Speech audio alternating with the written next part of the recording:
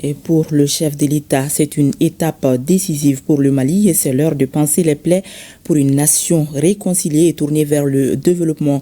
Une cérémonie grandeur nature émaillée d'une grande mobilisation de toutes les couches sociales du Mali, marquée par un rappel de la diversité ethnique et culturelle. Je vous propose un extrait du discours du président de la transition, le général d'armée Assimi Goïta, des propos recueillis par Sira Bachili. Cette charte, fruit d'un dialogue national inclusif et enracinée dans nos valeurs, exprime la souveraineté retrouvée du Mali sur ses choix de paix, de justice et de cohésion sociale. Après tant de soubresauts, d'incertitudes et de ressentiments à la suite ou à l'occasion de situations de crise ou de conflits, l'heure est venue de penser les plaies, d'écouter les voix longtemps tues et d'envisager l'avenir sous de meilleurs auspices. Le sacrifice consenti par les fils et les filles du Mali pour cette paix est un legs précieux qui fonde notre volonté d'aller vers une nation réconciliée et résolument tournée vers le développement.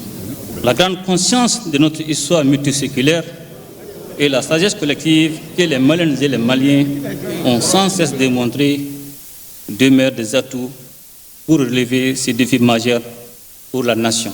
À ce tournant décisif de notre histoire, nous devons tous, dans la résilience et dans la conviction d'un lendemain meilleur, joindre nos efforts pour que le Mali continue d'être, de se développer et de durer.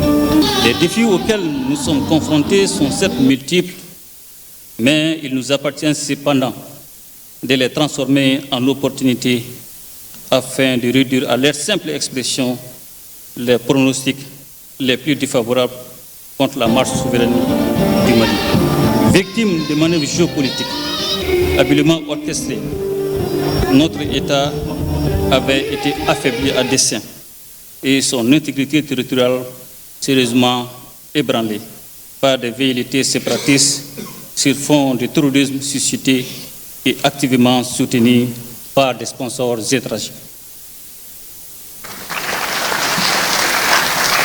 Aussi, la fragilisation continue de l'État ne visait autre finalité dans le pays que l'instauration d'une situation de violence inédite, tout en provoquant de profondes fractures dans les liens intra- et intercommunautaires, voire à l'échelle nationale. Notre État a été victime de manœuvres géopolitiques, de pressions exogènes et de stratégies visant à diluer sa souveraineté. Ces menaces, habilement orchestrées, ont ébranlé notre cohésion, instrumentalisé les différences communautaires et affaibli notre intégrité territoriale. Fort heureusement, le discernement, la résilience et l'esprit de responsabilité du peuple malien ont permis de contrer ces tentatives et de préserver l'essentiel.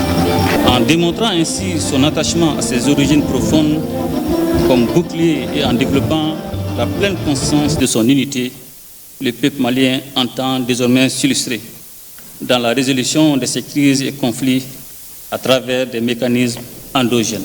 Les forces de défense et de sécurité, dans leur mission régalienne, ont contribué à stabiliser la situation et à ramener progressivement la quiétude dans de nombreuses localités du pays. Le recouvrement de l'intégrité du territoire a également constitué un facteur déterminant pour le retour de la paix et l'amorce du processus de réconciliation nationale dont nous célébrons aujourd'hui le dénouement d'une étape cruciale. En recevant le projet de charte pour la paix et la réconciliation nationale, je demeure convaincu que l'espoir est largement permis pour l'accomplissement du rêve collectif des Maliens de bâtir un avenir de paix, de réconciliation et de cohésion sociale.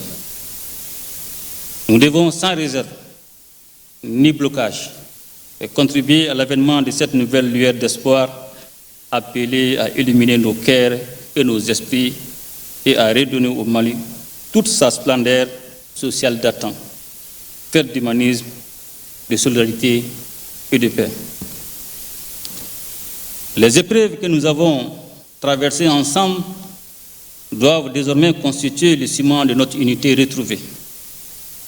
De par sa noble vocation, la Charte nationale pour la paix et la réconciliation doit à l'avenir fédérer les énergies positives autour de nos valeurs et principes de paix et de cohésion nationale.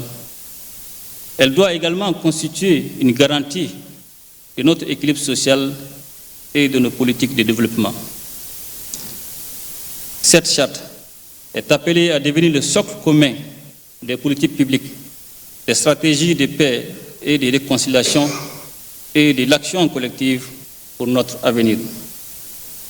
Elle guidera nos institutions, nos autorités traditionnelles, notre société civile et chaque citoyen dans la quête d'un Mali apaisé et uni. Je forme le vœu que la charte serve comme un document de référence à toutes les composantes de notre nation et à toutes les institutions publiques pour toutes les actions concourant à la paix, à la réconciliation et à la cohésion sociale et au vivre ensemble. Le Mali, engagé dans la refondation, grande œuvre nationale et salvatrice, a besoin de tous ses enfants.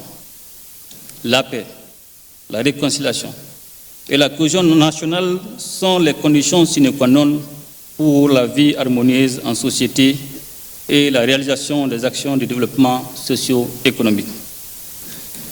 Nous avons démontré que nous sommes capables de transcender nos divergences pour sauver l'essentiel qui est notre patrie commune. Nous devons persévérer dans cette voie qui est la seule possible si nous voulons préserver l'avenir de notre nation. Nous devons désormais faire vivre cette charte non comme un texte figé, mais comme une boussole vivante pour bâtir ensemble le Mali courant.